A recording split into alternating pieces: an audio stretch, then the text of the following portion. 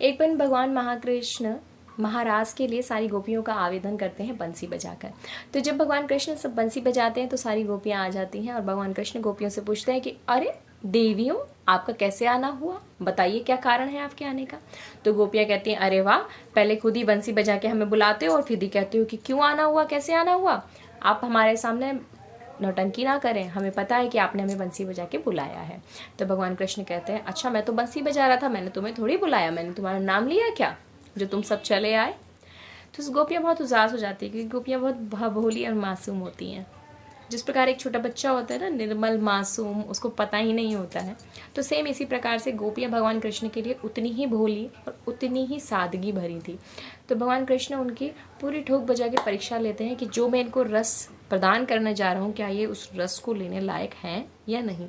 तो भगवान कृष्ण गोपियों से बहुत ऐसी बातें कहते हैं जो उनके हृदय को बहुत पीड़ा पहुँचाती हैं गोपियों के। गोपियाँ अंत में हार थक के कहती हैं कि हे कृष्ण, अगर आपको हमसे प्रेम ही नहीं है तो आप हमें इतनी अर्धरात्रि में आपको बुलाने का कारण क्या था हमें। तो भगवान कृष्ण कहते हैं कि मैं तो चेक कर रहा था कि क्या आप महाराज में होने वाले जो मैं रस प्रदान करने जा रहा हूँ उसके लिए आप लायक हैं भी कि नहीं।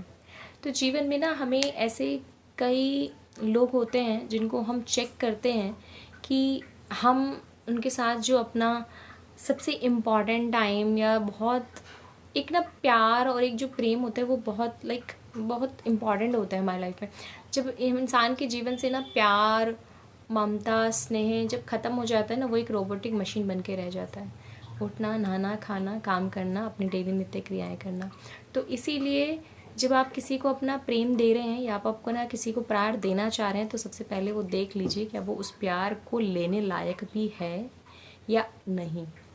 अगर नहीं है तो सावधान हो जाना चाहिए, क्योंकि ये बहुत अनमोल चीज़ है। इससे ही हमारे पूरे शरीर, हमारे पूरे मस्तिष्क को कंट्रोल किया जाता है। लेकिन अगर हम यही किसी को दे देंगे तो हम बाध्य हो जाएंगे, हमें कोई बांध लेगा, हमारी खुशी को कोई बांध लेगा, हमारे सुखों को, हमारी स्माइल को कोई बांध लेगा, हमारे सोच विचार सबको कोई बांध सकता है। तो जब भी आप किसी से कनेक्ट होते हैं या कोई भी कार्य आप कर रहे हैं, तो पहले आप देख लीजिए कि क्या आप जो समय देना चाह रहे हैं, जो आप करना चाह रहे हैं, वो आपके लायक भी है कि नहीं। जय श्री कृष्णा।